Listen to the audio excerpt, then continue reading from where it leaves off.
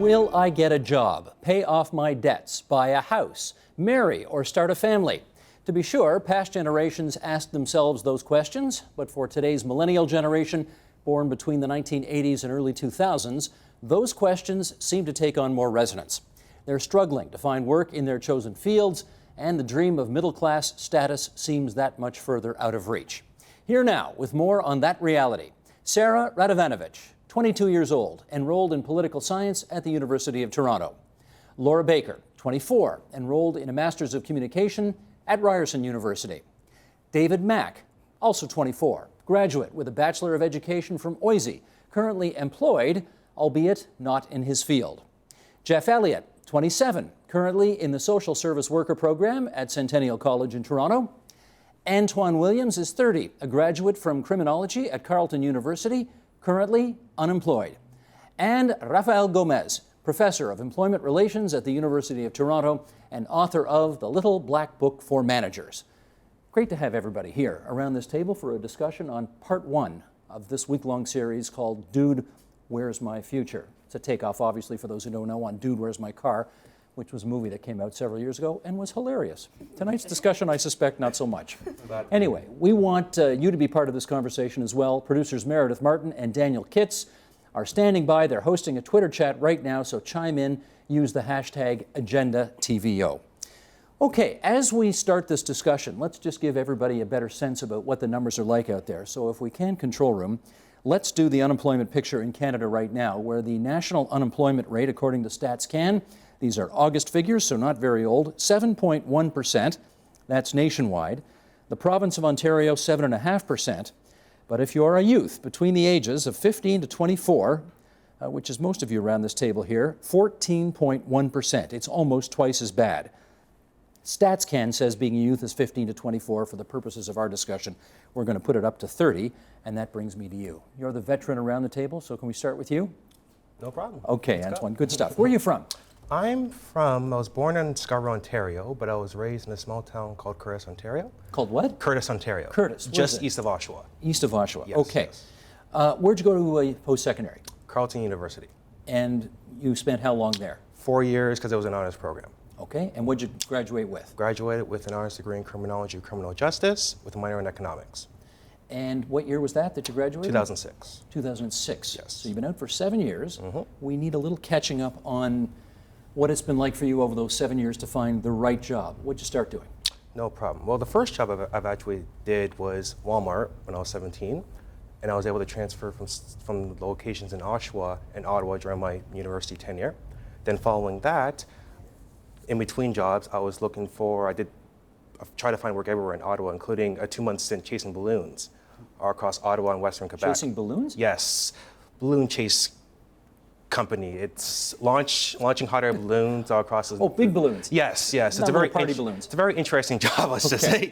But suffice to say, I ended up getting a job at HMV, which I kept until I graduated from university, then entered the corporate world, which happened to be in March of 2007, where I got a 6-month contract working for a multinational American financial company, and during which I was told that if I proved myself, I'd be able to get full-time, which is permanent benefits, et cetera, so forth. And? What ended up happening was marginal contract extensions with $1 an hour pay increases, plus witnessing mass layoffs both for full-timers and contractors, as well as changing two departments. It became obvious that there was going to be no future at this particular company.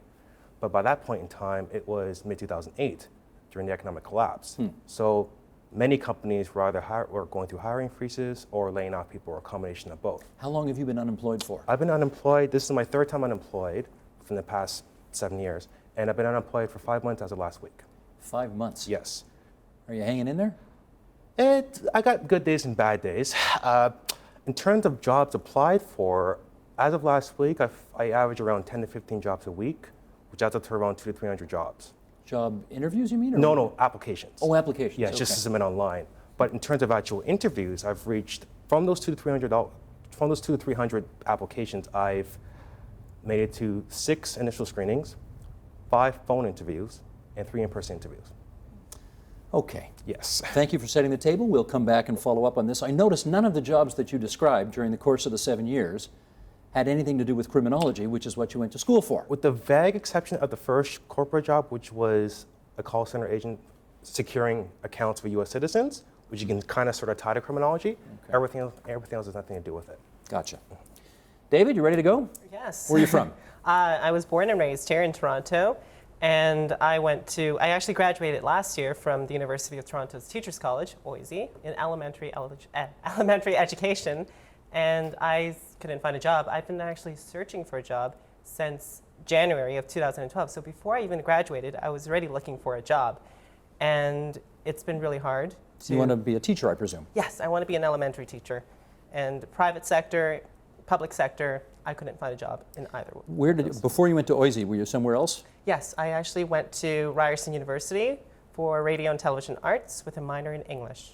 And you realized journalism was hopeless, so might try something else. Well, yeah, I kind of liked the television aspect, and I always wanted to be working in television, especially in children's television, but that was kind of hard at the same time. So I decided, I need a sort of a backup, and so I decided to pursue my other passions, which was in teaching. Because at the same time, while I was in Ryerson, I also was volunteering with children because I wanted to know more about what children like and what they want out of television, what good television is all about. So you just have to put it on TVO. If you want to know what good children's television is all about, just leave it here for 13 hours a day.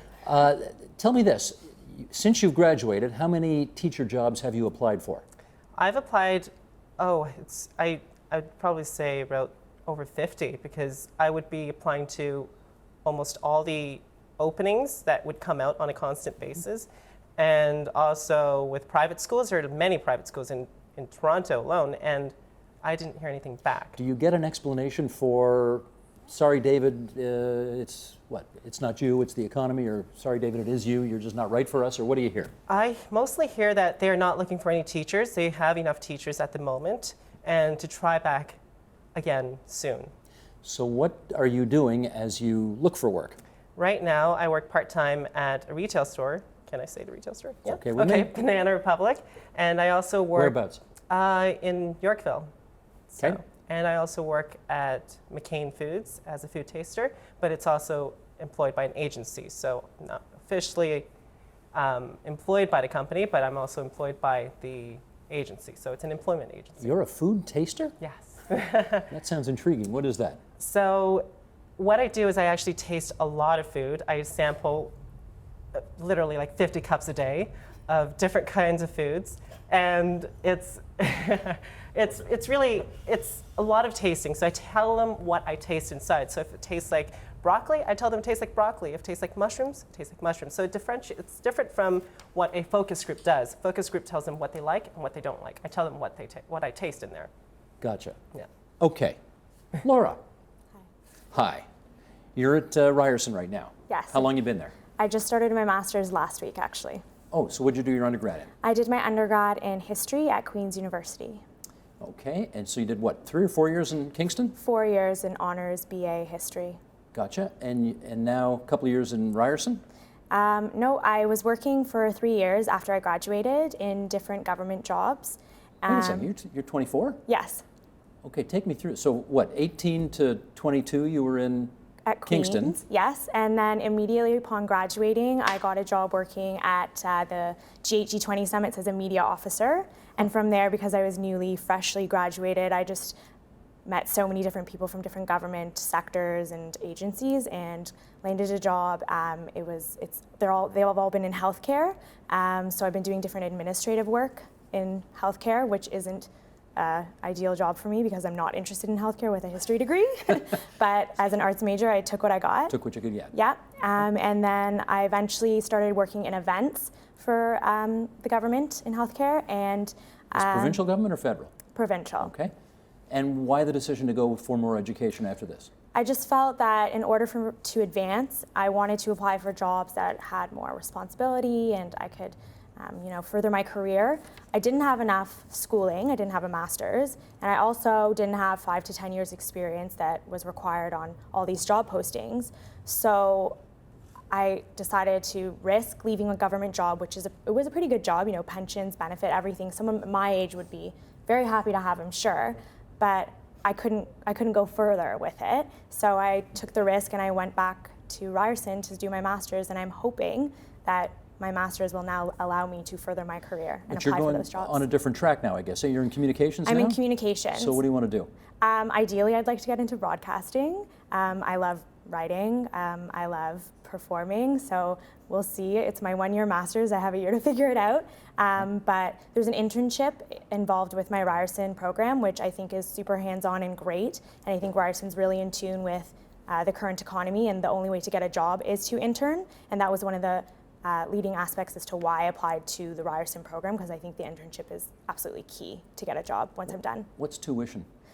Tuition is around $15,000 for the year. Did you have it? No. So? So I applied for OSAP, and I will be in debt when I graduate. Are you in debt from Queen's at all? No. My parents paid for my undergrad degree, and then working, you know, I saved some money, but I didn't have enough money to pay for my master's, definitely not. Okay, so you're in school full-time right now, Yeah. but the expectation is you're going to want a full-time job when you graduate next spring. That's why I went back to school, to get a better job. Gotcha. And I don't think I asked you, where are you from originally? I'm from Toronto, born and raised. You're yeah. from here. Okay, terrific. Sarah, there's a lot of similarities I'm finding between, you're kind of, she's 2 years ahead of where you might be. You're 22, she's 24. What are you doing right now? I'm in my 5th year at U of T. Okay, explain that, because most degrees I don't think take 5 years. Yes, I entered into U of T not knowing at all what I wanted to do. I entered into general humanities. I picked up English as my primary major. Didn't have any minors, you need to. In my 3rd year, I decided that I wanted to do political science. Completely fell in love with it, just taking a random course. So I decided to pick that up as another major, and because I needed to finish the degree, it was either do it extensively over the summer and get it done as quickly as possible, or take another year. So that's what I have to do now.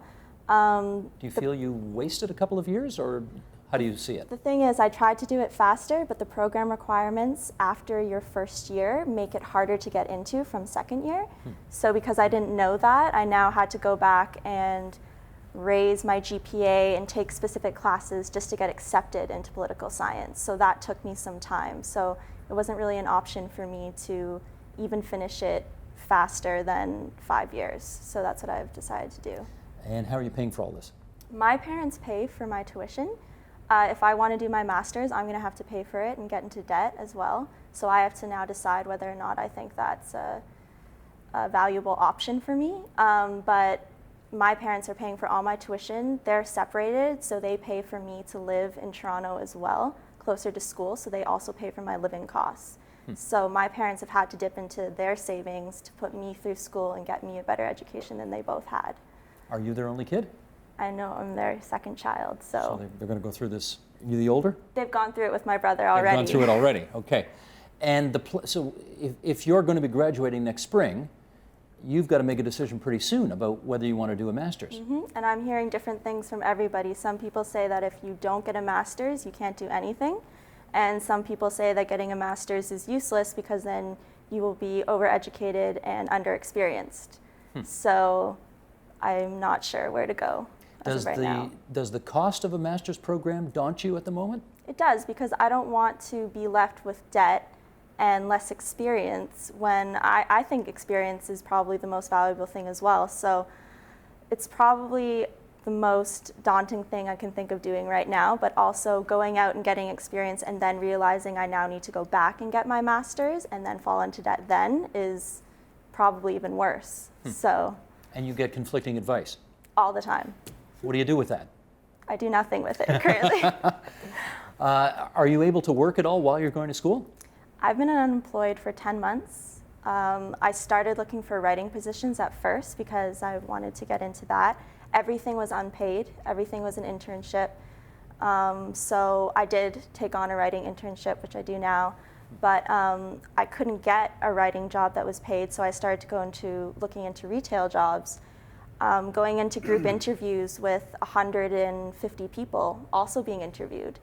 And they were having 2 interviews a week for 3 weeks. So you can imagine how many people showed up, and that was just retail. I recently did get a job though, but it's only 2 shifts a week. Gotcha. And you're from Toronto? I am, yeah. Born and raised? Okay. Just before I go to Jeff, since you're 2 years behind Laura, and some of the experiences are similar, and since you're getting so much conflicting advice anyway, shall we get you some more? Do you recognize any of yourself in this story here? And Absolutely, yeah. And can you be helpful with advice given that you're 2 years further down the road? I mean, for me, working after I graduated helped me realize what I wanted to do. And I had some friends who jumped into their masters after they graduated because they A, weren't getting jobs, or B, thought that that's what they needed to do.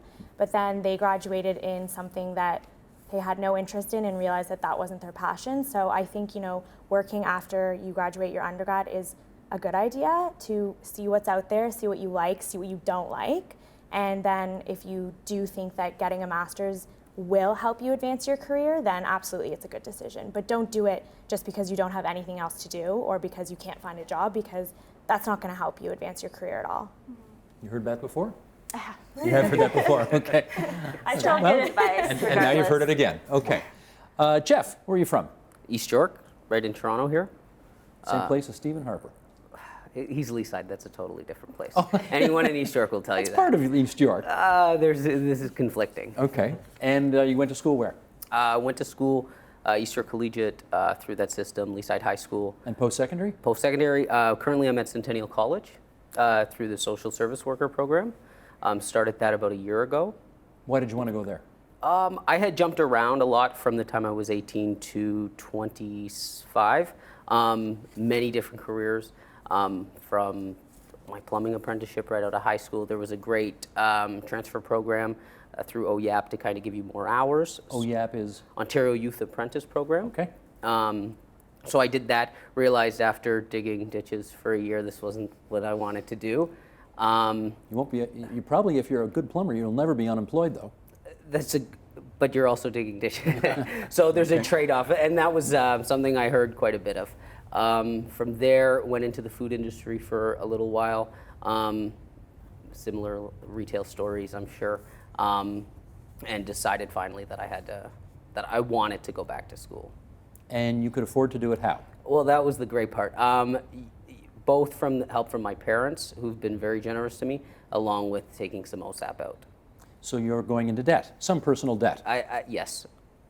And you do or do not have any concerns about being able to carry it?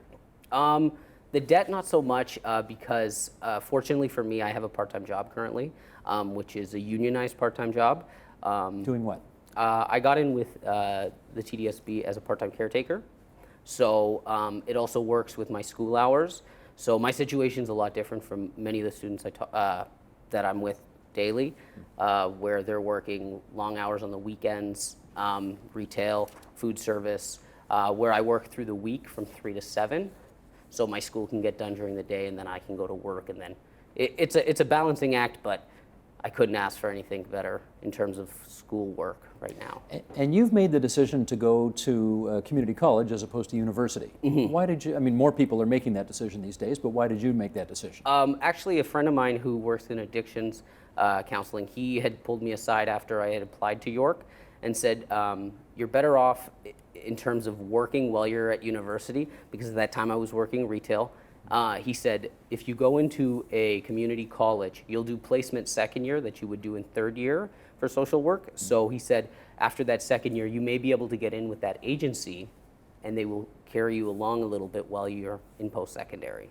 That's what I choose to do. So, and then luck have it that I got into this board jobs right now. So I'll be keeping that as I go on to post-secondary. And the part-time caretaker job pays what?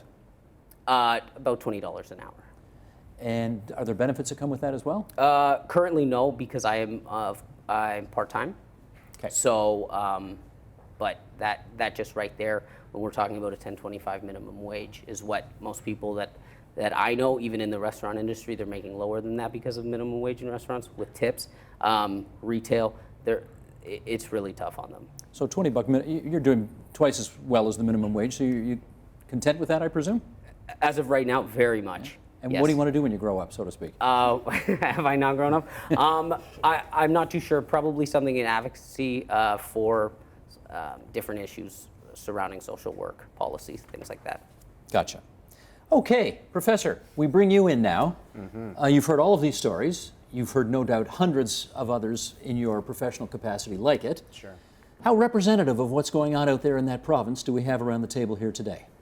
Well, certainly amongst the postgraduate generation, the graduate generation in Ontario, it's a pretty good sampling. And also you're trying to talk about the millennials, but it's a wide group, born over maybe a 15, 20-year period. So, the story that Antoine had, the senior in our group, but still very young, Think of the moment he entered the labor market, just at the cusp of the worldwide financial meltdown.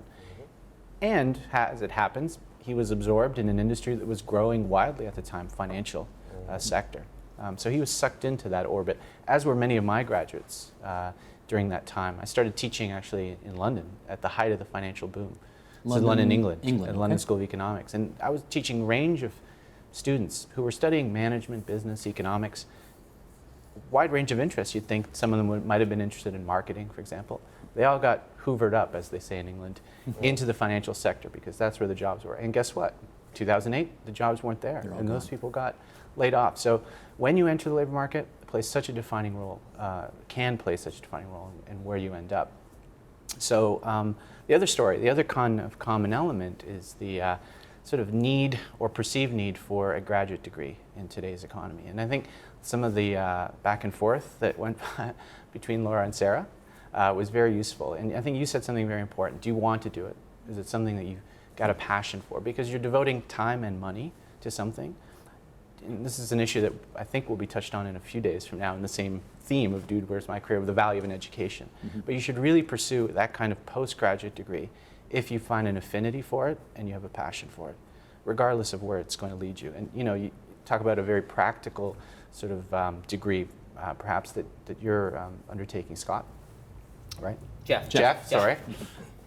I'd memorized the names with acronyms in it. I got all screwed up. That's right, JLA. That was my acronym, Jeff, Laura, and Antoine. I like that. So Jeff, but you've gone into a Centennial College program in social work or in servicing a very growing part of our economy, which will be the social needs of our aging generation, and amongst other needs that will be of a social character. But you didn't go into it because it was going to lead to a job. It took you time pursuing paths that you thought were going to lead to jobs, and then finding out they're not the right jobs for you. You found a passion in this role, and guess what? It's also an educational opportunity that might lead to a job in a very structured way, but it took him time to find that path. But is that your advice? Is your advice, don't worry about making a living, find something you love? Very much so. Because look, here's the paradox. In our economy, we're always being told, left, right, and center, we need education that somehow mirrors what the economy is doing. If I told you in 1993 that you should have studied the internet, you would have said, what's the internet? If I told you in 2007, go become an app developer, you would have said, what? Pardon my French. I shouldn't say that. But what is an app? So you cannot presume to base your life choices, and especially your educational choices, on what the market will bear. What you want to do is study something you find a passion and an affinity for, something that will develop other skills that are quite important, writing skills, communication skills. Let me push back on that a bit, though, because I presume you love criminology. That's why you took it. You're interested in it? I had an interest in law, but I didn't want to focus on law specifically, so I decided to take criminology because you got sociology and psychology all bundled into it. And in hindsight, was it a good thing for you to do because you loved it? In hindsight, in all seriousness, the original reason why I went into it was because I was considering going to law school. But then midway through university, I decided, it's not exactly for me. So therefore, I finished it to get a degree, of course, but then decided on pursuing a stable career, which actually, as she suggested, government, public sector. But that fell through, for lack of a better term. Okay, but what I'm reading between the lines here is that you didn't really have a big passion for criminology. It was something. It was something worthy. it was something I was interested in, yes, but I wouldn't say I had a burning passion or desire to do it. It just so happened to be a subject I preferred compared to other subjects that were offered at university. Have you found, Laura, the thing that you are passionate about now that you want to spend the rest, or whatever the rest of your life means these days, doing? Yeah, I want to work in communications. I mean, that's really broad, but it can be writing, it can be speaking, it can be presenting, all that. So Could it be publicity or journalism? definitely PR Either is under side? that umbrella as well. Okay. So I found that, but I only found that after working and seeing what communications departments did in the government in the various places I worked. I didn't even know what communications really was. Queen's doesn't have a communications degree. So this is kind of a new area. I like to think of it as kind of the new journalism. When I'm trying to explain what I'm doing to people, I'm usually talking about what journalism students do as well. It's just more in the digital age. And I definitely found that passion through working, and that's why I went back to school. Now, you didn't start, David, on the path to become a teacher, but you're there now. Yes. Do you have a real burning passion to teach? Absolutely. You do? Yeah, I do. And I remember when I was actually thinking of teachers college, I had a few teachers who tried to dissuade me from going because they were telling me that the teaching profession is actually really, really bad and there are no jobs out there. And at the same time, I was getting messages from teachers who were telling me that because you're a male and because you're a minority, you will get a job. And I don't believe that. So it was... Well, let's we should explain that for Yeah. a second, because there is a preponderance of female teachers right now, as opposed to male, and that should give you a leg up, shouldn't it? I think it will give me more interviews, but ultimately, if the principal wants to hire you, they will. And it also depends on whether or not how qualified you are and how skilled you are as a teacher. It doesn't matter if you're a male or a minority, it's whether or not you are a good teacher. And I believe that females have just the same advantage, but it's just the number of interviews I will get will probably be higher than females. But you're on this track for good now. You're determined to get a teaching job. I am trying to get a teaching job, but I'm not trying to get away from media as well. I'm also looking into that too, because obviously I am very passionate about media too. So I'm doing both at the same time, trying to find either one. Okay, I'm confused now. Well, You a second ago you told me you had a burning passion No, to no. teach, I have a burning but you might do passion. media as well. I What have a does that burning mean? passion for both. So I love both. I love my undergrad. I also love teaching. And if I were given a job in the media, working in the media, I would be very happy as well. I would be equally happy. But working in teaching, because they're two very different professions and two different fields. But I would be happy with either one. And it's been really hard for me to find either one. Gotcha. Sarah, as you consider what it is that you want to do going forward, how much of a factor is how much money can I make in your decision? It's definitely a factor, but I wouldn't say it's very high on the list. I want to be able to support myself, and I think even with my parents, as much money as they've poured into my education, I want to be able to take care of them eventually. They've dipped into their savings to They want that ensure to ensure a better future for me. So I want to be able to do that. So that's definitely put the factor of how much money I'm going to make way higher on the list than when I started studying, say, political science, when I realized that I had a burning passion for that. Raphael, in your experience, talking with as many students as you do, how animating a factor is, I got to make a great salary in what they decide to choose to do? I don't think the salary is as important as finding a job to start with. I think the expectations now have been fully adjusted after, 2 or more decades of low growth and being told that you're going to have 5 careers or more in your lifetime and don't expect to have a gold-plated job. Those expectations have aligned. But I think the need for a job or need for some security is a preeminent part of decision making for many students. Should it be? Maybe not. Given this sort of quick roundtable when you kind of poured in and scratched the surface, was this really your passion? And how did you find about your passion? And now that you are doing what you feel passionate about, do you feel better and more secure? You find security in a different way once you access that thing that does speak to you and that you have a better proclivity for. At the same time, I should point out, those jobs that people are taking to supplement their income while they're studying used to be better paying jobs when they had standardized wages and when unions were a bigger part of the industrial landscape. This is another facet of what's changed over the last 20 or 30 years.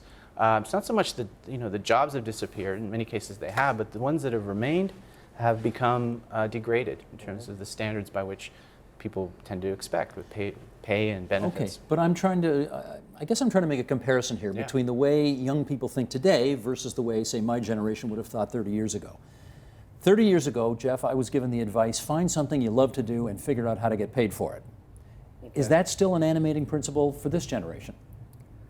A little bit. It's definitely salaries taken over in terms of what people think they should achieve.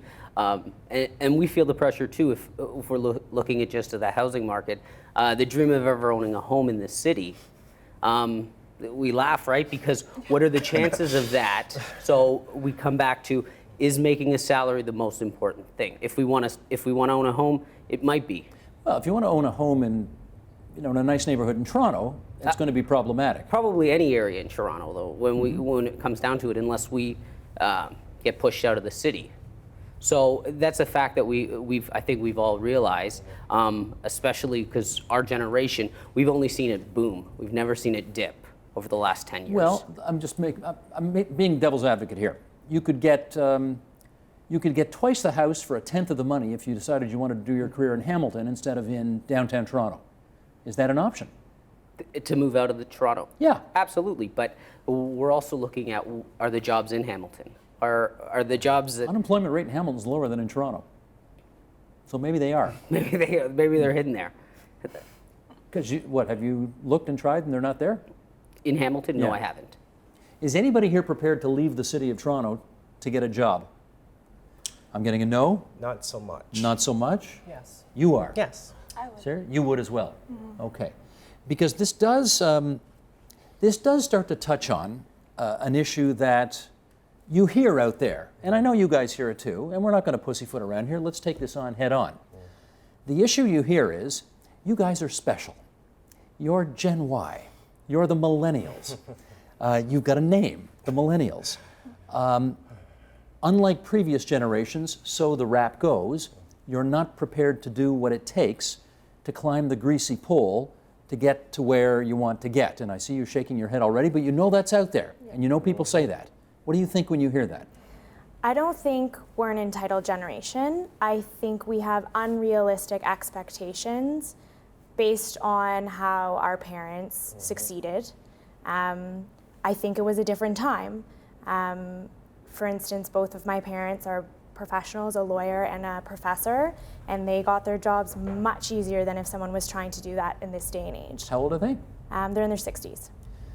So, Good timing. They were born at a good time. But, there's an articling crisis right now that articling students can't find jobs, so even lawyers are having a hard time. But that wasn't a factor when my dad was trying to, establish his career as a lawyer.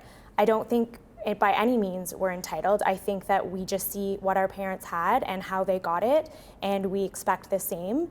It doesn't mean we don't want to work for it. I just don't think that the opportunities are out there. But you are prepared to work noon to midnight, Saturdays and Sundays, get up at 5 o'clock in the morning, do a lot of the grunt work required to get in? Yeah, absolutely. You are? Yeah. Everybody around the table prepared to do that? Yes. Really? Really? Done it. Done it. I think that's a big thing that we're seeing in media is that we're entitled, we're lazy, that rhetoric of pull yourself up by the bootstraps. It's getting old, and I think, and that's been around now for 5-6 years, and I think parents are actually seeing their children struggling and trying. So they're not buying into that anymore. So what we saw a few weeks ago was now it's not that we're lazy and entitled, it's that we were dumb for taking the courses and we just didn't take the right things. Yeah. We didn't go along the right career path. So that's how it's been shifted over. And you could argue back and forth about it all day, but there's a lot of questions. Why are they being offered in class? Why are we taking these things? And also to that is the only reason we take something is to get a job, is the only reason to go to school is to get a job. Jeff's hit the nail on the head, Steve. I mean, the whole rhetoric over the past, say, especially last 2 years, as the crisis ebbed and our unemployment rates stayed stubbornly high, the blame was shifted to the workers themselves, to the new generation of workers and the educational choices they made. And there's a whole myth about this sort of occupational shortage crisis in Canada, which has been perpetrated by certain interests, I think, to shift the blame from a slow growth, low growing economy. And who's generating the jobs? Corporations aren't. And they're as they were admonished by our own finance ministers, sitting on piles of cash, not hiring the young people who normally get hired in any recovery. Dead money, he called it. Dead money, he called. So, Well, so tell me this this, is though. this is the problem. And you blame people who are looking for jobs. That's the supply side. What about the demand side? Yes, thank you. Where's the growth? Let me try this, though. We don't have grade 13 in Ontario anymore, right? They got rid of it 10 years ago or whatever. These young people today are now out there having to make decisions about potential careers or where they want to go, what they want to do with the rest of their lives, a year earlier than you or I had to. That last year of high school, that 5th year of high school, if you like, was very important for some people. Yeah. They're not getting it. Are they getting out there too? Are they having to make big decisions too early? It's a good question. Is there any data or economic support for that? I mean, the data is only coming out now. It's the generation that's now graduating that had to graduate without a grade 13. I think many provinces never had grade 13, never had the OAC structure. I think overall, people are always too young when they get out of the labor market, when they get onto the labor market out of school. The whole sequence of things you pick up once you get your first job, or you even do a master's, it's these subtle things, cues about how to behave in an interview, where the jobs might be, those and the social skills that you pick up as you go through the university system. Don't you think there's a big college difference, system. though, graduating when you're 19 versus 18? Yeah, think there is. I Looks like would there is. agree. I would agree. Whether it's defining this generation, especially here in Ontario, I mean, the same unemployment numbers appear in other provinces, some worse, some better. I don't think it's the magic bullet, but I do think it plays a factor. But what you're hitting on is a more generic thing about what skills beyond knowledge do you need to succeed in life and in getting a job. And those things are ameliorated by having a little more time in school and being pushed out into the labor market a little bit older. Sure. Antoine, you wanted to say. I've heard of this so often that I've become frustrated to the point that I've actually came up with an acronym to describe the feeling, which I'll explain right now. And the acronym is USIGH. Spell it. The letter U and the word sigh, S-I-G-H. Okay. Okay? This is a 5-step phenomenon where precarious people in our position, feel when we try to talk to someone who's in a stable situation. Now, for the purposes of this, stable situation is someone who's currently full-time permanently employed and someone who's never experienced sudden job loss, be it layoff or downsize. It starts like this. U, understanding. Usually, the stable person doesn't have a true grasp of the current realities when they talk to us and don't understand the emotional and mental struggles that are associated with it. However, as they're often to give advice, this leads to S, suggestions. Have you considered going back to school? Have you considered moving to Alberta or Saskatchewan? Have you considered taking an entry-level position and working your way up? The problem with these suggestions is that it's coming from a position of lack of genuine understanding. Therefore, to the precarious among us, it leads to I, ignorance. I can assure you, if someone's been in a precarious position such as we have for long enough, any suggestions that have been made are something that we've either already been told or considered, and for the most part aren't helpful. Now, when we try to explain to the stable person why they're unhelpful, it comes across as G, gaffing, committing a gaffing, considering a social faux pas. So usually this is where arguments or disputes break up. And usually the precarious person becomes, they lose their cool, be it anger, emotions, tears in some cases. At the end, it leads to H, hibernation, hiding, becoming a hermit. Realize that the stable person truly can't help them and oftentimes adds to their stress. The precarious person retreats inward and tends to socialize less with them and by extension other groups. Which is a real shame because that's the worst thing you can do. Exactly. And oftentimes they realize that the only people they can truly talk to are others in their boat. This entire process just makes you sigh. The entire process makes you sigh. That's a good acronym. We've got to remember that one. Could you speak to this issue of whether or not you see out there people my age looking down at people your age saying, you guys just don't want to work hard enough for it? I actually haven't seen that at all, oddly enough. What I get is a lot of pity and a lot of understanding, actually, from older people. I just wanted to say that I do think that an extra year of school would have helped me a lot. And my boyfriend is actually from Montreal, and he did a year of CEGEP, I think it was, or 2 years. And that's how he figured out he wanted to go into advertising, and now he's at OCAD for advertising. And I thought that was great because when I was in my final year of high school, everyone that I went to U of T with, which is like 5 people, didn't know what they wanted to do and entered into a general subject because we were told that if you just get a degree from a school like U of T, no matter what it's in, you'll be ahead. And this was all misinformation to us. You don't think that's the case? I do not think that's the case at all. And in my case, I didn't know what I wanted to study. So by the time I figured out what I wanted to study, there were so many limitations set to me by the system at U of T where I had to pay more to now go into classes that I didn't know I was going to need just to enroll in this program. And that's why I'm taking a 5th year, because I didn't know that these classes existed and I wasn't able to go into political science just with the classes that I had taken or even just entering one class. Well, let me give you the argument the university would give. They would say, it really doesn't matter. I'm surmising this is what they'd say. A University of Toronto degree won't necessarily lead you in a straight line from A to B, B being a job. But it'll make you more educated, it'll put you more in touch with yourself and your aspirations, it will make you a better citizen, and all of that is worth something. Do you see that? I see it as worth something, but when my tuition goes up every single year, I see it as a little bit flawed because now you're just milking me for everything that I have just to give me a little more critical thinking or whatever they think that And if you the degree will give me. Had you gone to your parents after you graduated from high school and you said, you know what, I am not ready to make these kinds of big life decisions right now. I think I need a year just to, I don't know, get a part-time job, travel around the world, grow a bit as a human being. What would they have said? My parents are always supportive, so I think they would have been fine with it. But for me, I had the feeling that I would be left behind if I did something like that. All of my friends were going, they were all going into general degrees as well. So we were all going to grow and learn in university. And then we decided, go in undeclared and find out by 1st or 2nd year, which is what we did.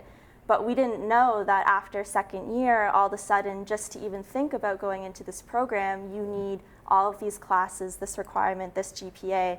We had no idea about that. And at 18, I wasn't even thinking about that. I didn't even know that was going to be an issue. So I do think I was a little bit young. Steve, now you've raised an issue. Now the mind has finally churned. In some systems that they've not had a grade 13 ever, they've institutionalized something else, the gap year. Australia and Britain, this is the year in which you do travel, or you work, or you volunteer before you start university. It's institutionalized. It's a norm. It's not obligatory. And it helps mature you so that you can get ready to make those big decisions. Very much so. So you're right, we're kind of a funny in-between situation where we just eliminate a institution in our society and then push students into college, into university, into work a year earlier than they were prepared, and didn't put another gap or stopgap that might have helped in that transition. And you're right, the students that I would see at the London School of Economics, albeit it was a hard university to get into, but as undergrads, I often found that they were even better than my graduate students who could come from anywhere, but they were anywhere around the world and however old they were. But the undergrads were decidedly more mature in many cases, and most of them had used that gap year to do that 1 year of finding more about yourself. Let me follow up on this generational issue here. Laura, let me go to you on this. I've had people who are in their 60s and 70s tell me today that when they graduated from university or college, they were unemployed for about a minute and a half, that the jobs were just plentiful, and it wasn't that they were so brilliant, it was just demographically, they were born at the right time, they graduated at the right time, the economy was firing on all cylinders, and it was easier. Yeah. And people probably need to know that you guys are now graduating into the teeth of what everybody's calling the Great Recession, and your timing is lousy, and there's a lot of you, and the people who were supposed to have retired now to open up jobs for you haven't retired because the economy's lousy and their pensions aren't worth as much, et cetera, et cetera, et cetera. How much do you hate the older generation for screwing this all up for you? Well, I can't hate them. I mean, they're my parents, but I definitely agree that the baby boomers aren't retiring at a rate fast enough to, handle these new grads coming into the market. I also think that a problem that's kind of all webbed together with this is that I know my parents are still supporting me in some way, and maybe my parents can't retire at a rate fast enough because I can't get a job that will help me be on my own and move out and get the white picket fence and 2.5 kids like every person dreams of. Can't forget the dog. Yeah. So this raises a good issue. You're living with your parents? I live with my parents, yeah. There's no way I could afford a master's and afford rent. Right. Jeff? I get an extreme rent break from very generous people I've known for 20 years to rent a room in their house. So you're living with another family and you're paying a sweet rent? Sweet rent. Okay, gotcha. Antoine? A single room apartment in East York. Which goes for how much a month? How much a month? Roughly, I happen to get a good deal in this case, so it's around $795. $795 a month? Yes. And you're not working? Yes. So that's expensive. It's quite, but let's just say I've been very disciplined with my expenses and have had to cut down on my spending. Case in point, recently I just celebrated my 30th birthday last month, and I was supposed to go with a group of friends to Las Vegas for the celebration, but because of my unemployment, I've had to back out of that trip. Gotcha. Things along those lines. Are your folks here? Yes, they are. Durham region. And did you go up to them and say, boy, I'd love this trip to Vegas for my 30th birthday. Can you help me out? Well, no, because as someone who's currently collecting employment insurance, it's going to lead to an issue of EI. Long story short, you can leave the country on an EI, but you don't get paid during it. Okay. So. All right. David, where are you living? I live with my parents, and then, yeah. Is it the proverbial cliche of I'm living in my parents' basement? No, I have my own bedroom, and it's just like how I was when I grew up as a kid. So it's the room you were living in when you were growing up, is Pretty that right? much, yes. Pretty much Yeah. same thing. Okay, Sarah? I have a rent break with a family friend, and my parents pay for all of my living costs while I'm unemployed. They are very nice, your parents, aren't they? They're great people. They are really nice. If it makes people feel any better, I stayed at home till I was 26. There you go. Before I left the country. But you know what? That I'm thinking that was probably an anomaly at that time. Yeah. It's standard operating procedure today, right? Yeah, I guess so. You're right. I mean, I made a decision to stay in Toronto and study in Toronto, and then I decided to do a master's and then a PhD. And all the while, my parents' house suited me, so I didn't have a problem. I had first generation, as we talked about earlier. My parents were Spanish immigrants, and they were happy to have me at home. So that was the norm for them, that culture. But yeah, most of my friends were living either abroad at their universities, or even if they were in Toronto, they'd moved out. Well, yeah, we'll leave it there. I want to just compare expectations when you graduated high school with where you are right now in your lives. And let's get some sense about how the expectations and the reality either match up or don't. Jeff, when you graduated high school, and this is almost, what, like 8, 9 years ago for you, right? Yeah, 10 years ago. Did you think you'd be today where you are? No, but different things happened to you over even 10 years. So, yeah, I didn't really, like I said, I came out doing my plumbing apprenticeship. I always knew, but I grew up in with close families that are in construction trade. So they always, you'll make a ton of money as a plumber. You'll make it. This is the trade you want to get into. It is true, but it wasn't for me. So I think when I left high school, I didn't really have any direction in that sense. So my expectations weren't. Definitely thought things would come together a little easier. But in terms of what I'd be making in salary, what I'd be doing, I didn't have that. And I guess that goes back to you saying the grade 12, grade 13 is the year before was the first year, it was the double cohort. Mm-hmm. Right. So I was kind of, and a lot of people did the victory lap. And I think I've heard this is an issue still going on right now. People, grade 12 students coming back for grade 12 and a half. So maybe that would have been a difference to me if I could have gone into an OAC program. David, you graduated, what, half a dozen years ago from high school? Yes. Are you where you thought you'd be? Well, no, because when I was in high school, I thought I would be working in somewhere in television, and I had the mindset that I'd probably be working somewhere as a editorial assistant or probably a production assistant. That did not happen, so, and now I'm here. Antoine, I think it's safe to say you are not where you thought you'd be. Is that right? Exactly, yes. I figured at the very least I'd be in a stable position with a lot more responsibility and moving my way up within a career, perhaps looking to purchase property, be it a house or a condo. In fact, everyone that I know that's roughly my age who does own property, like a house or a condo, are those who fit the stable employment that I mentioned earlier. Someone who's full-time permanently employed and someone who's never experienced sudden job loss. Sarah, you're what, 5 years out of high school? Are you where you thought you'd be?